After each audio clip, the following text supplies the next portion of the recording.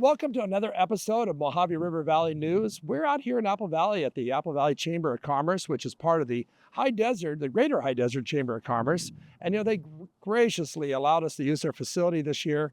We're going ahead and we're going to interview many candidates across the entire Mojave River Valley.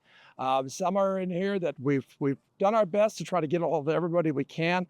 Fortunately, you might not find your favorite candidate there just because of logistics or whatever it might be, but we did our best to go ahead and put as many interviews as we can together. So you know what? Stay tuned. We'll be right back with you because we got a lot of great interviews to throw at you.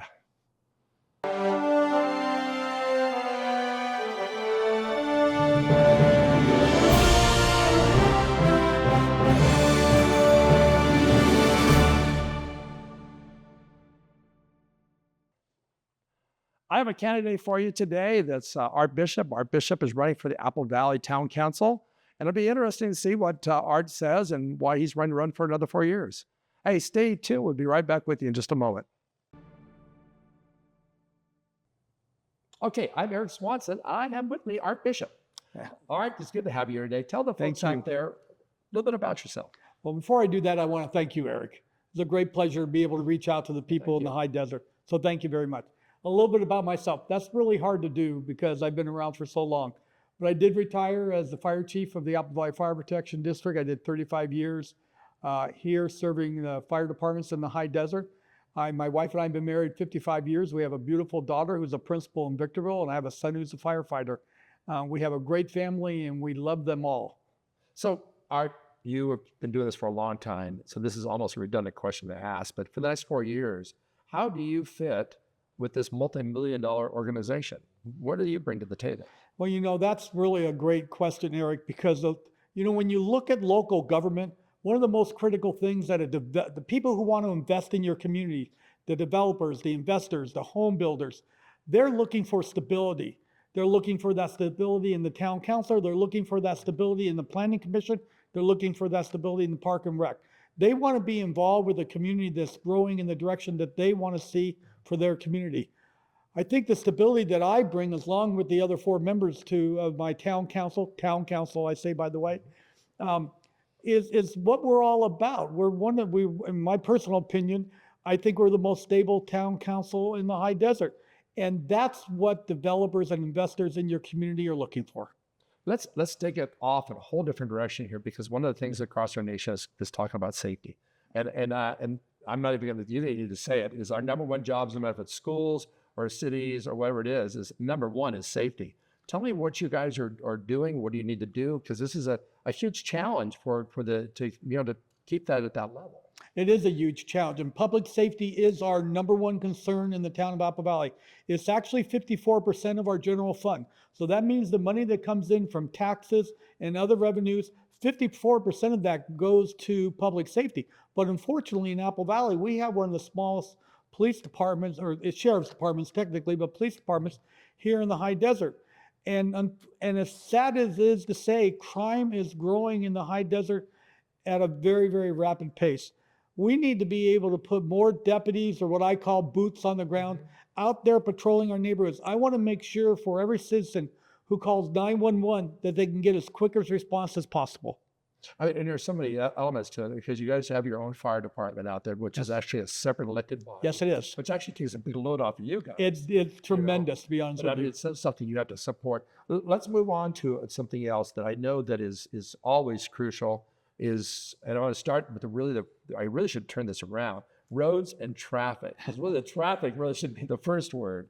Tell me, because this has always been a challenge. Now I know you guys have been able to alleviate some of the challenges with Yucca and getting across the bridge. That was a major. It was huge.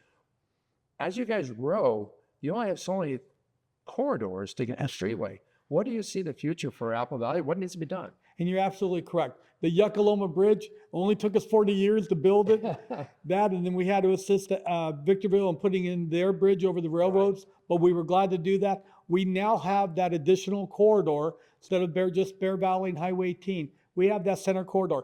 It is packed. There was obviously a great need within our community. The majority of it is a bedroom community, and I have so many people that live in that center corridor of the town of Apple Valley. Where they're all going to work, They're all going west, whether they're going down to down the hill on Interstate 15, which is something else different. As president of the San Bernardino County Transportation Authority, I've been dealing with the reconfiguration, and then especially with Brightline West, which we're really hoping will take some of the traffic And I off. want to touch on that in a second. Okay, too, yeah. so that corridor, it is critical, and we work with our state and federal partners to try to find funding, and we're doing it right now to be able to rebuild the Bear Valley Bridge. So those are really critical parts of infrastructure, and I wish I could say they're just Apple Valley, but Victorville has issues. We want to really improve Palmdale Road. This area has always had problems with 395 when you cross over and start moving into Victorville and Adelanto. These are areas in any growing community. You and I have been here. When I first moved to Apple Valley, there was less than 10,000 people. Oh, yeah. The high desert overall was getting close to 600,000 people. I've seen the growth. Our job as elected officials to be as prepared as we can to serve the public in actually every component we can. Well, it's funny, and I'm going to segue something real quick here, is that you sit along with Rebecca Swanson on the SBCTA. Yes, we do. It's the most important committee for your different divisions, because that brings the money, the dollars back for the roads. Absolutely. So, no, I think you guys are doing an amazing job, and just the question is, how do you actually use that money to go further with it? Let's touch on real quick, because we're running out of time here. I want to touch on Brightline, because Brightline is a very interesting thing, because it affects really two communities up here. It affects Apple Valley as a major station, and in Hesperia as more of a commuter. We'll see what it turns into, as a matter of fact, in the future. We'll see on that. But so that's a huge shift. How do you capture tax dollars from this railroad? I wish we could capture tax dollars. Well, what a lot of people don't realize is, even though Brightline is a private company, it's a Federal Railroad Administration project. And that means there's no taxes. Right. So we cannot receive taxes. A lot of people going, wow, Brightline, a depot in Hesperia, Brightline, a depot in Apple Valley is going to bring in all this tax revenue. Yeah. Where the tax revenue will come from is the potential growth within the high desert. When people move here because they're looking for jobs, they're going to buy home. When they buy homes, they're going to move their kids into our schools. When they go to the schools, they go to the parks and do the community events. It's this total package that we serve, and it's all being improved by the Brightline coming from from Las Vegas to Apple Valley to Hesperia, Hesperia to Rancho Cucamonga. Because I think you're right. I'm glad we were able to touch on it, because there's a lot of elements to that. One of the things I want to touch, we're totally out of time, but I want just a couple of seconds here. I always like to say this for cities is, where's the money? What do you see the money coming next for you guys, as far as, I'm not talking about tax dollars or anything like that. I'm talking about how, well, they are, because of sales tax. Yeah. How do you get more of that to happen? So this is a really tough question and a tough situation.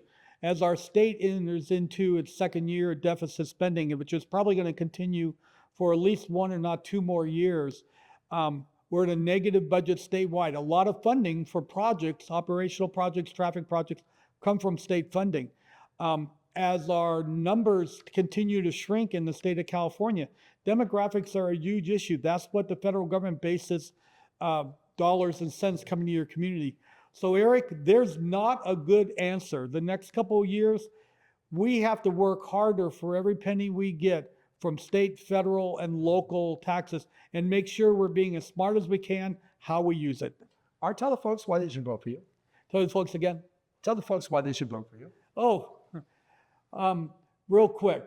I guess I don't know why you should vote for me, other than I've been in this community. My wife and I have been in this community. My wife was a teacher here in Apple Valley. My daughter is a principal in the city of Victorville.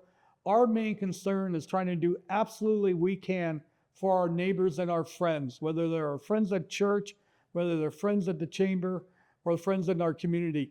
Our job and our responsibility is to do everything we can to make our community grow in the right direction. All right. Thank you very much for sharing with us today. Thank you, Eric. Take care. Hey, you know what? These episodes, working with candidates, is always amazing. You know what? Thank you for tuning in. I hope we gave you some insight about who these folks are. We try to hit all the candidates, but there's so many out there, and it's not that we left anybody out. We really made an effort to try to get everybody in here for it. Another thing I want to do is I want to thank the Greater High Desert Chamber of Commerce for allowing us to use this beautiful facility out here in Apple Valley, because This really made it a big, big difference for us. By the way, please, if you haven't had a chance, please subscribe, ring the bell, give us a thumbs up because this allows these videos to get wider range of people so they can see them. The more the people that are involved with it, the more people to see this, the more people can help make the decisions. Hey, on behalf of myself, Eric Swanson, my technicians, and all the candidates, I want to thank you very much for tuning in this time because you know what? This is a major thing. This is a big thing. We'll be voting this November 5th here. And these candidates are the ones we got to kind of keep an eye on and see which ones are going to be best for us. Stay tuned. We have more episodes coming, and you'll look for all these different candidate videos out there. There's a bunch of them. See you soon.